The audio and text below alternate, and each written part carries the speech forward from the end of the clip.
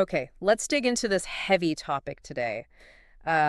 Navigating overwhelming debt and, the whole legal process of bankruptcy. Yeah, it's definitely something that carries a lot of weight for people. It really is. It's packed with legal jargon, lots of emotion too. But our mission here is really to cut through that, get to the core mechanics. Like, what protection do you actually get, and what are the real trade-offs involved? We've pulled from quite a few financial and legal sources to try and give you a clearer map. That's a good way to put it. And we need to start by remembering the bankruptcy. Fundamentally, it's a legal process. It's governed by federal law, and it's specifically designed really to offer consumers a path to, well, a financial fresh start. A fresh start, like an economic reset button. Exactly. It's built right into the system for that purpose. So our plan today is to unpack the two main options for consumers. That's Chapter 7 and Chapter 13, and then maybe touch on the more complex one, Chapter 11, the one you sometimes hear about with businesses or celebrities. Right. But before we even get into differentiating those chapters, we absolutely have to highlight the most powerful feature you get the second you file. It's the legal shield. Okay, what's that? It's called the automatic stay. Filing automatically imposes this stay, and it legally halts, well, pretty much all collection efforts. All of them. Like what specifically? We're talking stopping home foreclosures, Yeah. car repossessions, wage garnishments where they take money from your paycheck, and yeah, those endless collection calls, they have to stop. Wow. So, okay, if you file on, say, a Tuesday morning, Yep. by that afternoon, legally, the collectors have to back off. The whole collection machine just grinds to a halt. That's the rule. It provides immediate breathing room. That's maybe the single biggest initial benefit. Okay, that immediate relief sounds huge. Yeah. But, right, then the choice you make after filing determines how the debt actually gets resolved. Exactly. So we're basically comparing two different approaches, right? Like quick liquidation versus a longer-term reorganization. That's the core difference. All right, let's start with Chapter 7 then. You hear about this one the most. It's the most common type for consumers, often called liquidation bankruptcy. Correct. The main appeal seems to be, well, speed and maybe cost. Absolutely. It's generally the faster and cheaper path compared to Chapter 13.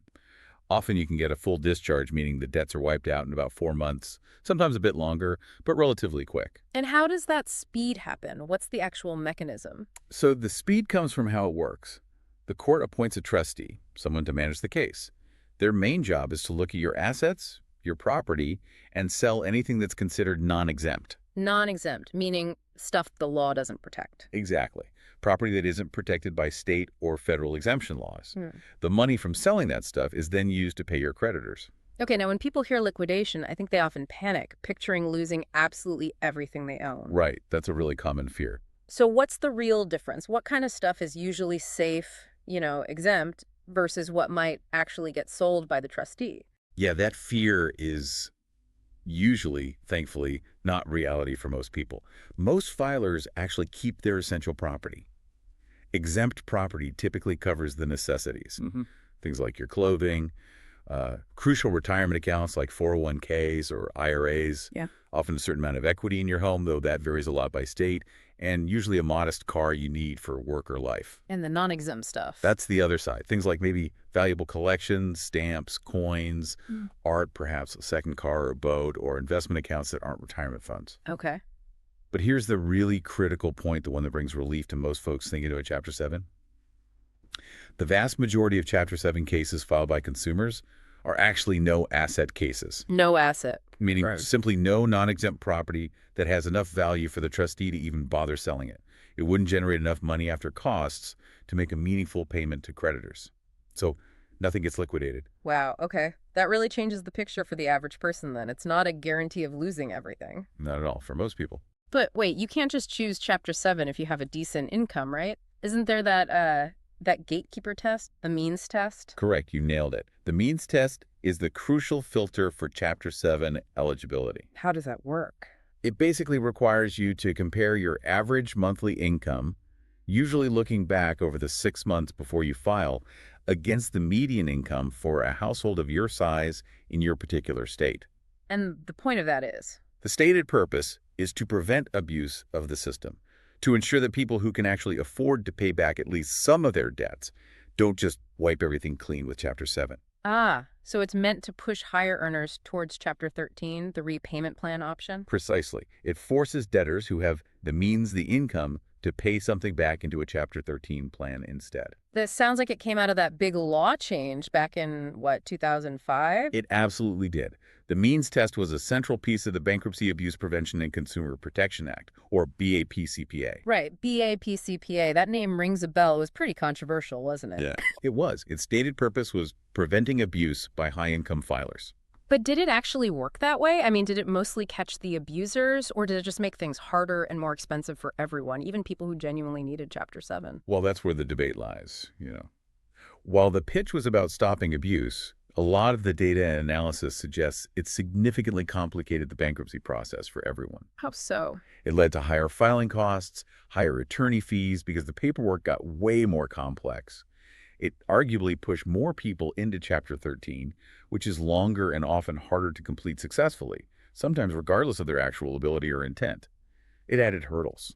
Okay, so Chapter 7 is the quick exit, Yeah. potentially involving liquidation, but often not for average folks, and screened by the means test. That's a good summary. So then, Chapter 13. This is the reorganization bankruptcy. This sounds like the marathon, not the sprint. Definitely a marathon. A commitment. And this is where it gets interesting. If your main goal is, say, keeping your house or your car, things you might lose in Chapter 7. Exactly. That's the primary draw of Chapter 13. It's designed specifically for asset retention. If you have assets with equity like your home, your car, maybe some business equipment that exceed the Chapter 7 exemption limits, Chapter 13 provides a way to keep them. How? By letting you patch up on payments. Yes, it allows you to catch up on missed payments over time within the structure of the plan. But keeping those assets means you have to show you can actually afford them going forward, right? How is that repayment structured over those, 3 to 5 years? Correct. First, you need a steady, reliable income. You can't really do Chapter 13 without that. Then you propose a repayment plan to the court. If the court approves it, you make regular payments, usually monthly, to the bankruptcy trustee over 3 or 5 years. And the trustee distributes the money. Yes, the trustee acts like a distribution agent. They pay out the funds according to a strict priority system set by law. Okay, what gets paid first? Top priority are priority debts. These absolutely must be paid in full through the plan. Think things like child support or alimony arrears and most recent tax debts. Makes sense. What's next? Next up are your secured debts. This is the key part for keeping your house or car. The plan allows you to pay your regular monthly payment plus an extra amount each month to cure the default, to catch up on all the payments you missed before filing. This stops foreclosure or repossession as long as you keep making the plan payments. So Chapter 13 is essentially like a court-enforced workout plan. It forces the secured lenders to accept your catch-up payments over time. That's a very good way to think about it, yes. What about unsecured debts like credit cards or medical bills? For those credit cards, medical bills, personal loans you pay based on whatever is left of your disposable income after covering your necessary living expenses, the priority debts, and the secured debt payments. There's also a rule that unsecured creditors must get at least as much as they would have received if you had filed Chapter 7. So they might only get pennies on the dollar, depending on your income. Often, yes, based on your ability to pay. And because you're committing to this long-term repayment effort, Chapter 13 gives you access to some pretty powerful advanced tools. Yes. You mentioned these earlier, things like lien stripping and cram downs. They sound pretty intense. Can you break those down? They can be game changers. Take Right. lien stripping. This is mainly for homeowners who have a second mortgage or a home equity line of credit, a ELOC. Okay. If the current market value of your home is less than what you owe on your first mortgage. So you're underwater on the first mortgage alone. Exactly. If that's the case, Chapter 13 might let you strip off that second mortgage lien entirely.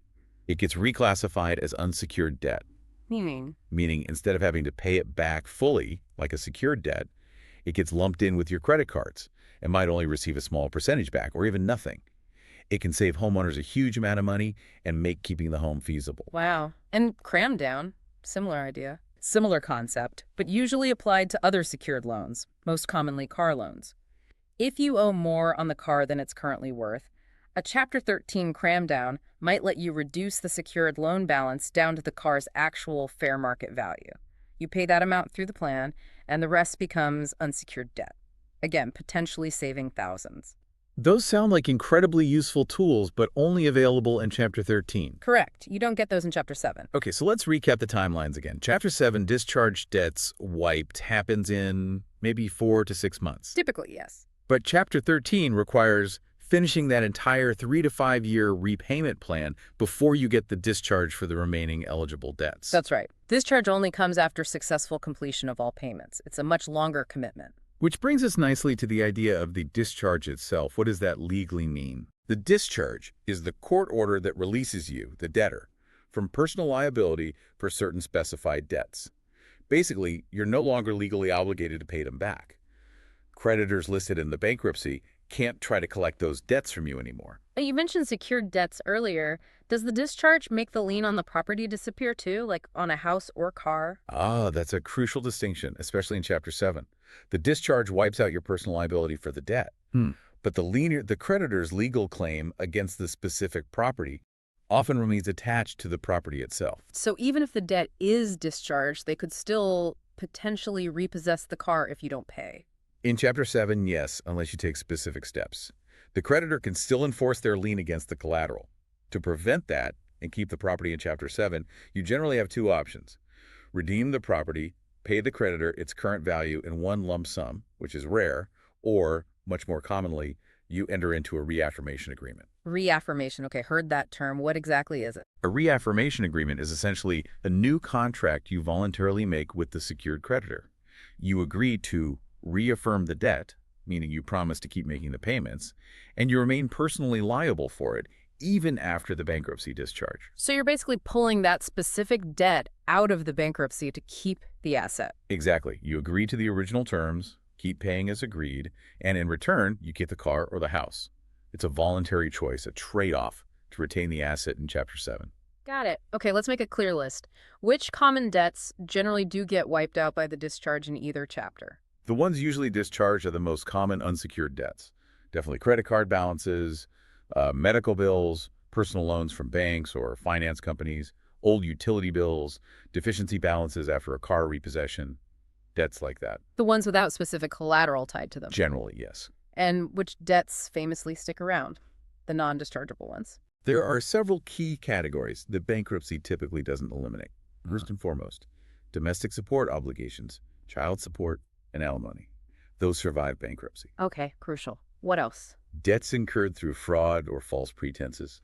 Debts resulting from willful and malicious injury you caused to someone else or their property.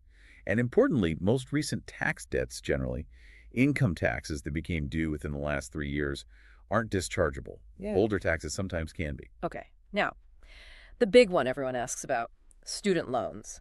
Historically, the narrative was they're basically impossible to discharge. You needed to prove undue hardship, which was an incredibly high bar. Is that still true? Well, impossible is probably too strong now. It's still difficult, let's be clear, but the landscape has definitely shifted. Since late 2022, there have been significant changes in federal policy guidance. How so? The Department of Justice and Department of Education have issued new guidelines to make the process for proving undue hardship more standardized, clearer, and frankly, more attainable for many borrowers. They're working more closely with bankruptcy trustees. So it's easier now. Easier is relative, but the path is clearer. It still requires filing a separate lawsuit within the bankruptcy case, called an adversary proceeding. But the early results under the new guidance are striking. One analysis showed that in cases filed using this new process, something like 99% resulted in either a full or partial discharge of the student loans. 99%. Seriously. That was the figure in one sample study, yes. It's a huge shift. Wow. That takes student loan debt from being this almost mythical, non-dischargeable thing to, well, still challenging, but actually possible for some people. That's massive news, especially with the kind of student debt loads people carry now. It really is. It offers genuine hope where there wasn't much before, although, again, it requires that extra legal step within the bankruptcy. Okay, we've talked about the relief, wiping out debt. What about the cost, the hit to your financial reputation? Bankruptcy obviously impacts your credit score. How long does that shadow last? Yeah, there's no sugarcoating that. It does impact your credit report. A Chapter 7 filing stays on your credit report for 10 years from the filing date. 10 years. And a Chapter 13 stays for 7 years from the filing date. Those are the official reporting periods from the credit bureaus. That sounds like a long time. It is a significant period, However, and this is really important, the practical impact on your ability to rebuild credit often isn't that drawn out. How do you mean? Once the bankruptcy is complete and the discharge is entered, your high debt load is gone. Your debt-to-income ratio improves dramatically almost overnight. Many debtors find they can start rebuilding their credit score within just months by getting, say, a secured credit card and making responsible payments. So the score can actually start recovering relatively quickly. Surprisingly quickly for many. In fact, studies have shown that the median credit scores for people who file Chapter 7 often increase significantly in the first few years after filing, simply because the crushing weight of the old debt has vanished. And critically, there are legal protections too. Federal law prohibits discrimination by government agencies or private employers based solely on the fact that you filed for bankruptcy. So you're kind of trading that immediate sharp drop in your score for the massive long-term benefit of getting rid of unmanageable debt. That's exactly the trade-off. It's often a necessary strategic move for long-term financial recovery and health. Okay, let's switch gears now. We've focused on consumer bankruptcy, Chapter 7 and 13, but what about Chapter 11? This is the one we often see in the news, right, for big companies. Primarily, yes. Chapter 11 is the main tool for corporate reorganization. Big businesses use it to try and restructure their debts and keep operating. But it's also sometimes used by individuals. Individuals. When would an individual file Chapter 11 instead of 7 or 13? It happens when their debt levels are just too high to qualify for Chapter 13.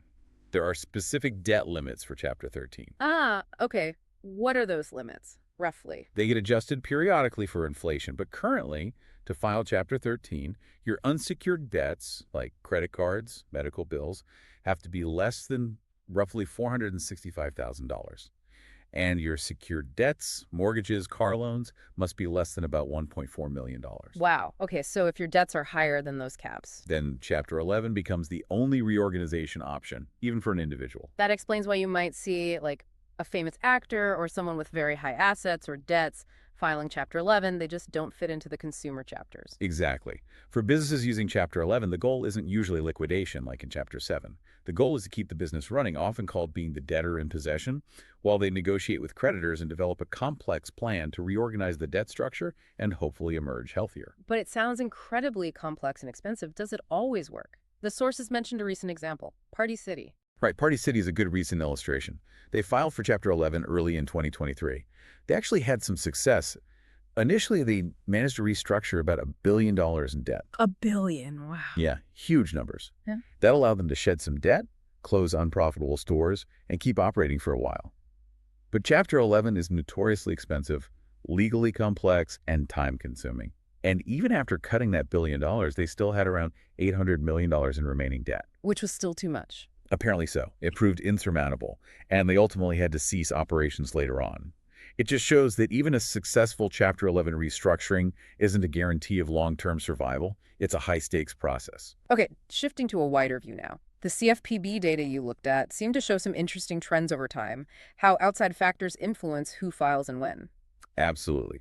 The data paints a clear picture. You can directly see the impact of legal changes like that 2005 BAPCPA law we talked about. What was the impact? Well, BAPCPA introduced the means test, increased paperwork, raised costs, and filings dropped immediately and significantly afterward. It simply made bankruptcy harder and more expensive to access. And economic shocks. You see that too. Filings spiked upwards dramatically during the Great Recession around 2008-2010.